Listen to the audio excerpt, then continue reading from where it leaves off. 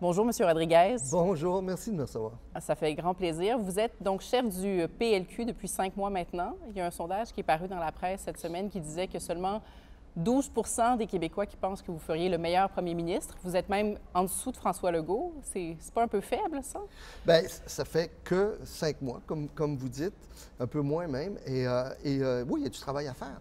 Et c'est ce que l'on fait comme travail. On fait notre travail comme caucus au sein de l'Assemblée nationale. Mais moi, je tourne également. J'étais à Chibougamau il n'y a pas longtemps, Lebel-sur-Quévillon, Brome, et je continue par la suite.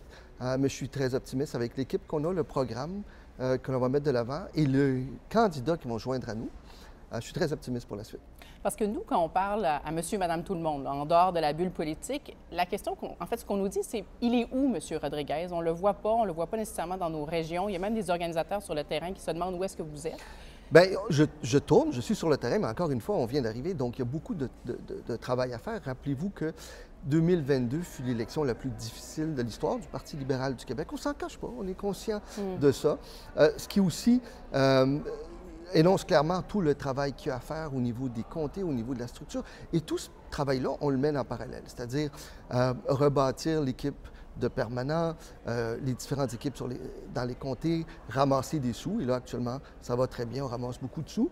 Et en même temps, recruter. Je peux vous dire une chose, c'est que partout à travers le Québec, les gens lèvent la main. Et dans certains cas, plusieurs personnes par comté. Oui, mais en même temps, nous, l'impression qu'on a sur le terrain, c'est que ça ne lève pas. Bien, on est quand même le double. Si vous regardez, vous faites référence au sondage, c'est quand même le double de ce qu'il y avait l'année passée. On a augmenté beaucoup chez les francophones, mais c'est un processus qui ne se réalise pas du jour au lendemain. Il y a un travail de fond à faire et on fait ce travail-là collectivement.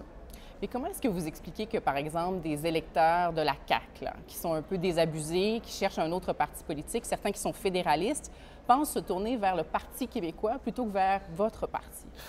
Bien, là, on parle d'un moment spécifique aujourd'hui. Moi, je suis très optimiste que ça va changer, que les choses vont changer. Elles ont commencé, d'ailleurs, à changer. Encore une fois, nous sommes beaucoup plus haut dans les sondages aujourd'hui que l'année passée à la même date, incluant chez les francophones, incluant au niveau des régions également. Mais il y a énormément de travail à faire. Moi, je fais ce travail-là sur une perspective de court, moyen et long terme.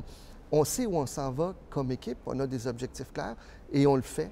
Pendant ce temps-là, moi, je continue à tourner. C'est un travail, encore une fois, de longue haleine. Mais qu'est-ce que vous allez faire concrètement pour changer cette tendance-là? Parce que je regardais, là, depuis que votre arrivée comme chef, les intentions de vote pour le PLQ, elles ont plafonné, là. C'est-à-dire qu'elles ont augmenté de beaucoup par rapport à l'année dernière. Là. Mais depuis 5 mois, les intentions de vote pour le PLQ ont plafonné. C'est une lutte à deux, c'est ce que ça démontre. On est deuxième, oui, on est deuxième avec... Et moi, je suis convaincu qu'à terme, on va passer premier parce que pour plusieurs raisons. Parce que, un, on va avoir un agenda économique solide. Deux, une équipe économique de loin qui sera la meilleure. Et trois, parce que les gens ne veulent pas de référendum. Ça va être ça, votre argument de vente à la prochaine élection, pas de référendum? Ça va être l'économie. Nous, on est le parti de l'économie. Il faut que l'économie roule mieux. Il faut qu'elle roule mieux si on veut se payer des services de qualité en santé, en éducation. La CAQ a été un échec sur toute la ligne, à tout point de vue. Alors, on est le parti de l'économie, on va le démontrer. Si maintenant le Parti québécois décide, lui, de faire campagne sur le référendum, évidemment qu'on va en parler. Mais est-ce mon souhait? Pas du tout. Moi, je veux parler d'économie. On a 14 milliards de déficit, il faut le régler. Mais en même temps, il faut régler la santé, les programmes sociaux. Est-ce que dans une campagne électorale, vous parleriez du référendum tous les jours? Si le Parti québécois n'en parle pas tous les jours, non. Je vais parler d'économie. Économie. On a 14 milliards de déficit. Si je vous pose la question, avec ces 14 milliards, est-ce que ça veut dire que ça va mieux en santé? Je sais que vous me répondriez non. Si je vous posais la question, est-ce que ça va mieux au niveau de l'éducation? Vous me répondriez non, fort probablement également. Donc, il faut travailler sur ces priorités-là, pas celle du Parti québécois qui est celle de faire un référendum. Jusqu'à quel point est-ce que le fait de ne pas avoir de siège à l'Assemblée nationale, ça vous nuit justement pour vous faire connaître? C'est un défi supplémentaire qui a été vécu par plusieurs autres chefs dans le passé. Je pense à M. Saint-Pierre Plamondon. Ça fait 5 ans qu'il est chef. Au début, il n'y avait pas de comté, il n'y avait pas de siège. M. Charest a été la même chose aussi. Mais c'est pour ça que j'ai nommé Marois Risky comme chef parlementaire. Elle est excellente, elle a toute ma confiance.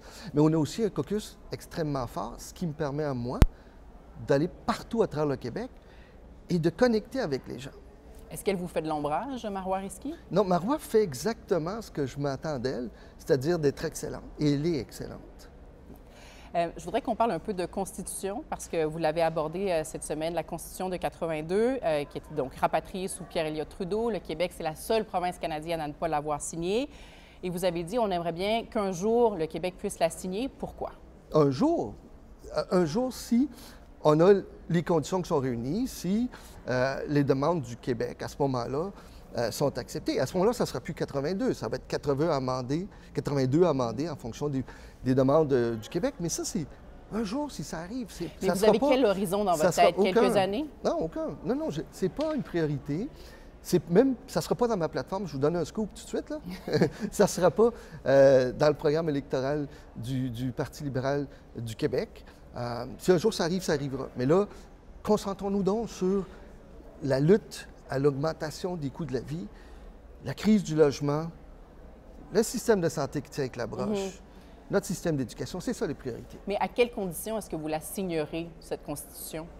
Bien, on verra à ce moment-là. Ça ne sera jamais en bas de Mitch, mais encore une fois, moi, ce qui m'étonne, c'est que le chef du Parti québécois, le chef de la CAQ disent « Oh, le chef du Parti libéral du Québec reprend la position historique du PLQ. » C'est exactement ça, la position historique du PLQ. C'est pas ça qu'ils ont dit. Ils ont dit au contraire qu'il y avait un écart. Parce que quand on regarde la position récente de votre parti, l'an dernier, on avait mis sur la glace ce projet de signer la Constitution de 82, puis on parlait plutôt de proposer une Constitution québécoise. Non, l'un ne remplace pas l'autre. Ce que je dis, c'est que si un jour on peut signer la Constitution canadienne, tant mieux, mais c'est nulle part dans mes priorités, c'est nulle part, ça sera nulle part dans notre plateforme ou quoi que ce soit.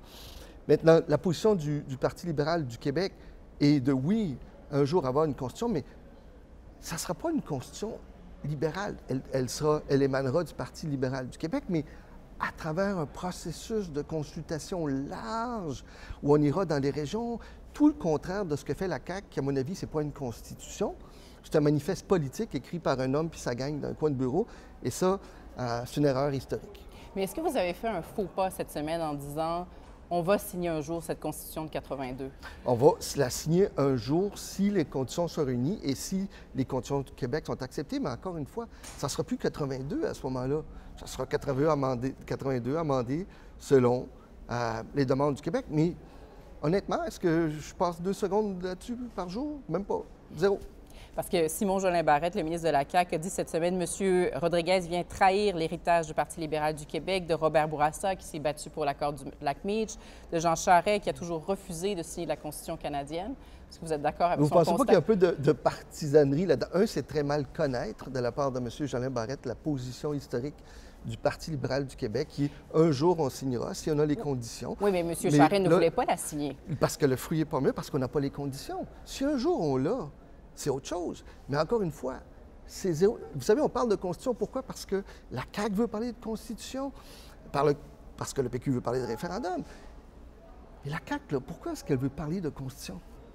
Parce que ça va mal au niveau de l'économie, ça va mal au niveau de la santé, ça va mal au niveau de la gestion des ressources naturelles. Alors, il porte l'attention là-dessus, il fait en sorte qu'on parle de ça. Mais est-ce que les gens veulent vraiment parler de ça, ou plutôt du coût de la vie qui a augmenté de beaucoup, le manque d'accès au logement, le manque d'accès à un médecin? Moi, je pense que c'est ça la priorité. C'est intéressant. L'ex-ministre libéral Michel Courchaine disait un peu plus tôt cette semaine sur nos ondes, M. Rodriguez, il a besoin d'une meilleure compréhension des dossiers québécois. Souvent, les réponses sont en surface, un peu superficielles. Ça manque de profondeur. Est-ce que vous pensez que vous avez des devoirs à faire? On a tous des devoirs à faire. Mais vous particulièrement. Mais j'en ai encore. Je veux dire, les dossiers du Québec, je les connais bien. Il y a aussi ce qu'on appelle les spins des gens de l'opposition. Mais, vous pensez que ça, c'est un spin de l'opposition? Mais est-ce que je passe beaucoup de temps à travailler les dossiers? Absolument. Puis je suis arrivé après 9 mois de campagne au leadership avec des positions extrêmement claires au niveau de l'économie, au niveau du logement, au niveau de la santé, au niveau de l'éducation. Et là, en caucus, on travaille ensemble pour bâtir le programme de demain avec nos militants, à travers le Conseil général, à travers des consultations à travers le Québec. Donc, il n'y a pas un manque de préparation de votre part? Je travaille tous les jours. Je vous dis qu'avec l'équipe, on travaille extrêmement fort pour être prêt. Est-ce que c'est parfait? Non. Est-ce que ça peut être mieux? Absolument. De ma part et de la part des autres aussi, mais il y a toujours une partie de jeu politique. Encore une fois, je prends l'exemple de la Constitution, j'ai été très clair. Si un jour ça arrive, ça sera avec les conditions du Québec. Si les conditions ne sont pas respectées, c'est non. Mais c'est pas ça qui était relaté par les adversaires. C'est une game politique.